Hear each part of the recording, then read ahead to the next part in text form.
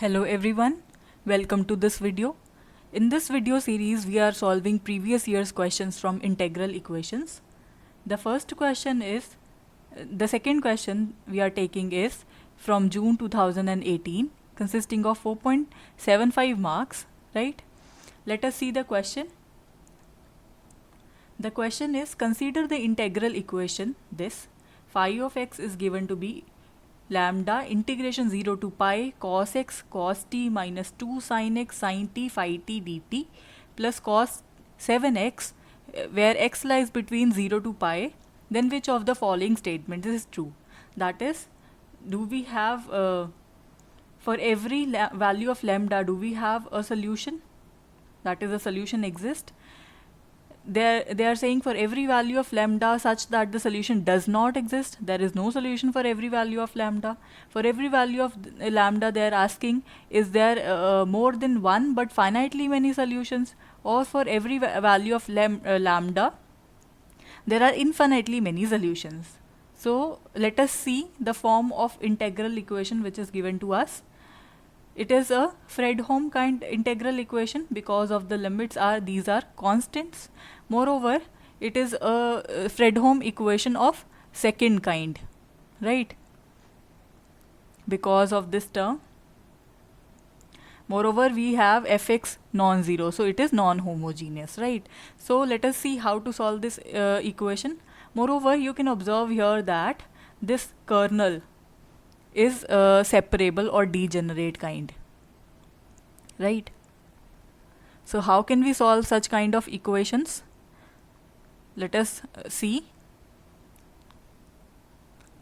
So this is our integral equation, given integral equation. So here we can separate these terms out, right? So here this integral is only dependent on the term t, right? So we can take this cos x common. So we have cos 7x as it is plus lambda as it is, then cos x is taken out, integration from 0 to pi, cos t phi t dt as it is, minus from here minus 2 sin x. These are constants, that means they are not depending on t, so we can take these out from the integral sign, so we have this whole term, right? So now this integral term, this one, I can call it as c1, and this term I can call this as c2, right? So these are my c1 and c2. So the solution finally becomes phi of x. Ultimately here phi is unknown, right? So we need to calculate phi. So phi is equal to cos 7x plus lambda times cos x c1 minus 2 lambda sin x c2. Now the c1 and c2, they both contain phi. So in order to calculate this phi of x, we must calculate what is the value of c and what is the c1 and what is the value of c2, right? If we have the values of c1 and c2 with us, we can put these values in equation number 1 and we can obtain this unknown phi, right?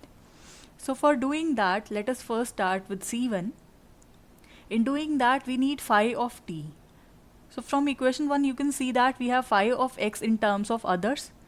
So we can replace the variable x with the t. So we'll have this equation phi of t is equal to, in place of cos 7x, we'll have cos 7t plus lambda times cos x c1. We have plus lambda times cos t c1. And in place of this minus 2 lambda sin x c2, we have minus 2 lambda sin t c2. That means we simply replace this x with t. Now putting these values of phi t into this equation c1, what do we have? We have this integral 0 to pi as it is, cos t as it is, and this is the value of phi of t. So now we have to solve this integral in order to obtain the value of c1, right? So this would reduce to an algebraic equation. Let us see how in few moments. So let us separate these terms. So this is integration from 0 to pi cos t cos 7t plus then lambda times this becomes cos square t, and this becomes cos t sin t. So here how to solve this one? Here we have dt, and yeah, how to solve this equation? So basically you multiply and divide by half, so you will have this formula 2 cos A cos B. What is the formula for that? It is equal to cos A plus B plus cos A minus B. So we just have used this formula. So we have cos 8t and cos 6t over here. And here, what is the integration of cos square t?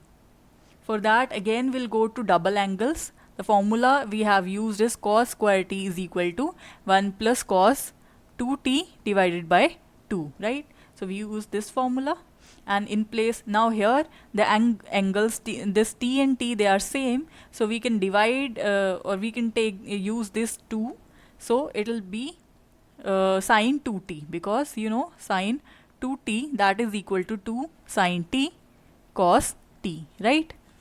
So these formulas we have utilized.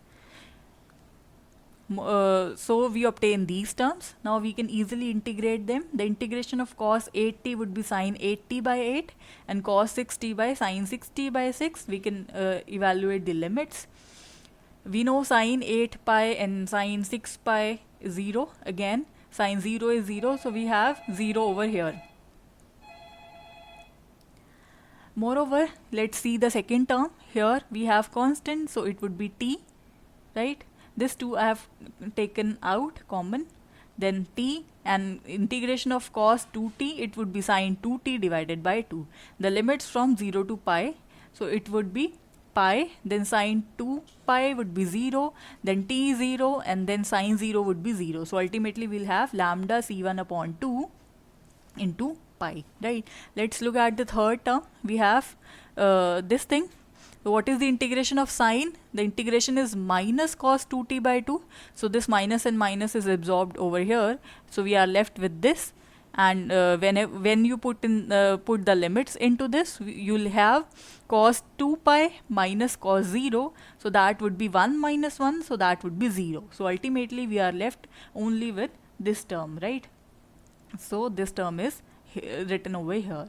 So we have C1 is equal to this, or we can write this as this. So let's label this as equation number 4. This is one equation. Let us now calculate the second equation using this formula of C2. We'll use this formula. Here we will put the value of phi of t. Let us see what we obtain. So C2 would be integration from 0 to pi sine t phi t dt. So it is equal to, we have just used the value of phi t as we have discussed before.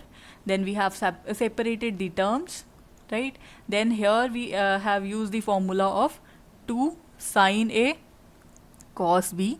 So that would be equal to sine A plus B plus sine A minus B, right? So this terms becomes this, and here we have used the formula of sine 2t as discussed before, and here the formula for sine square t in terms of cos double angle. What is that? It is equal to this, right? So after writing the formulas and simplifying the terms, now we can integrate. So the integration of sine 8t would be minus cos 8t by 8, and here this sine of minus x is equal to minus sine x, right?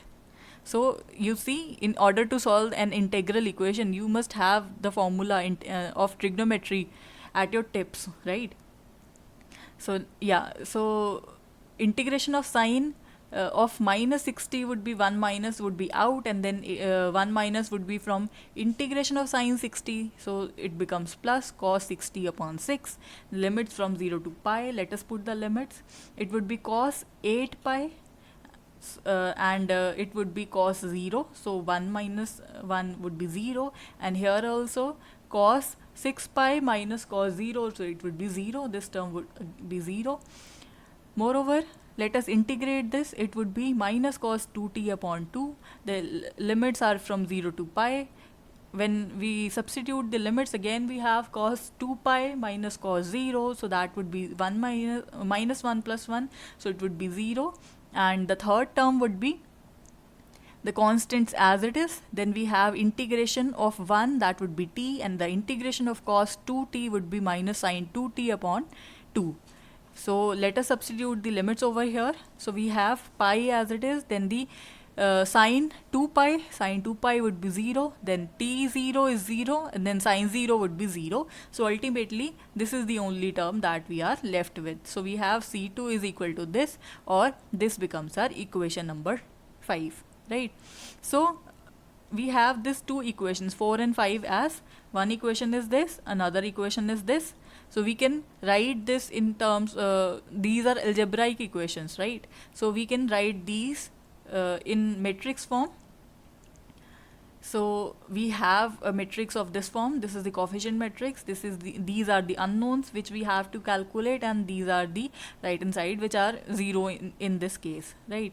So here we do not know what is lambda.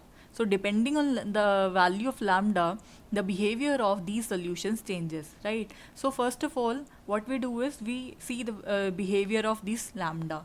So what we do is we call the determinant of this as d lambda, right? So let us calculate d lambda. What would be that? It would be this term multiplied by this term minus 0, right? So this thing is equal to 0 whenever this thing is 0, and this when this thing is 0, we have two options. Either the first term is 0 or the second term is 0. The first term is equal to 0 gives us lambda is equal to 2 upon pi. The second terms give us lambda is equal to minus 1 upon pi, right? So these are the two cases. So let us consider them one by one. So when our lambda is equal to 2 pi, the system above becomes, let us see at the system. When lambda is equal to 2 pi, this term is 0. So we have 0, 0, 0, and here we have lambda is equal to 2 upon pi, pi cancels, we have 3. So this becomes 0, 0, 0, 3, C1, C2 and 0, 0. So from here when you solve this, you get C2 is equal to 0, and you do not have any condition of C1. So that means C1 is arbitrary. So in this case, what is our solution? The solution is given by which of the equations? The solution is given by this equation. Phi of x is equal to cos 7x plus lambda cos x C1 minus 2 lambda sin x C2, right? So let us substitute the values of C1, C2 and lambda into this equation to see what do we obtain. We obtain, because C2 is 0, we have this equation, and moreover the value of lambda is equal to this. So our solution becomes this, right? Where C1 is some arbitrary constant. So that means we have multiple solutions in this case. Why? Because as we change the value of C1, the solution phi x changes, right? So let us see the second case. In second case, we have lambda is equal to minus 1 upon pi. So the system star, this system over here, what does this becomes? We have lambda is equal to minus 1 upon pi. So this becomes plus pi cancels. So 1 plus 1 by 2, that would be 3 by 2. This term would be 0, this term would be 0, and this term would be 0, right? So we have 3 by 2, 0, 0, 0, C1, C2 is equal to 0, 0. From here you get C1 is equal to 0, and C2, again we have no condition on C2, so we can say C2 is arbitrary. So in this case, what is the solution? The solution, here the term containing C1 is 0, so the solution using the earlier equation number 1, we have phi x is equal to cos 7x minus 2 lambda C2 sin of x, right? And what is lambda in this case? Lambda is equal to minus 1 upon pi. So this becomes the solution in this case. Again, it depends on the C2, where C2 is arbitrary. Therefore, in this case also we have multiple solutions to our equation. So let us look at our options. We are clear that the equation results in infinitely many solutions. So option D is the right option, right? Moreover, if you see the options carefully, you'll observe that option B says that there is no solution, so this is wrong. Option C says that there are more than one but finitely many solutions. This is also wrong, because we have infinite number of solutions, there are no finite number of solutions. So option A is look at the option A. For every value of lambda belongs to real numbers, a solution exists. So this is true, because here they are not talking about the unique solution, but they are saying for every value of lambda, one solution exists. Yeah, this is true. They are not saying one solution, but they are saying there is a solution to for every value of lambda. So this option is also correct. So the correct options are A and D. That is all for this video. Thanks for watching.